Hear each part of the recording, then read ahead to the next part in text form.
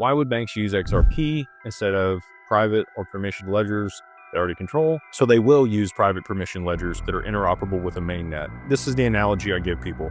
Many of us weren't around for the origin of the internet. I was very young when it was going on, but you might remember that. In the beginning of the internet, for email, if I had to have an AOL email and you had to have an AOL email, and we could then send each other stuff.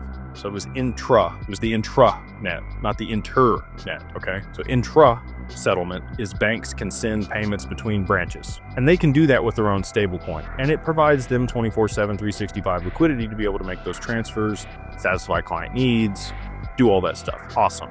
Private permission stablecoins on Corda or the XRPL on a side chain, okay? When you want to go from institution to institution between payments, so like you had a Yahoo email and I have an AOL email, we needed the email protocol for interoperability between all of the different email providers. The XRPL is the protocol layer that allows for interoperability between all these siloed ecosystems that all, to your point, want to maintain their own books and records and not have that exposed on a public blockchain, but need interoperability to be able to send payments and transact with a counterparty with no counterparty risk. That's why they're going to adopt it. You need a bridge asset in that capacity. Now, if they're okay with accepting the other bank's stablecoin, sure. Now, so like a business, if it's a merchant services or if it's peer-to-peer, they might be okay with holding that counterparties. Like we hold dollars issued by the federal government because we trust it, right? Not really anymore. Most people don't. I think they'll restructure it. I think it'll be fine. But that's why a lot of people move to crypto, because you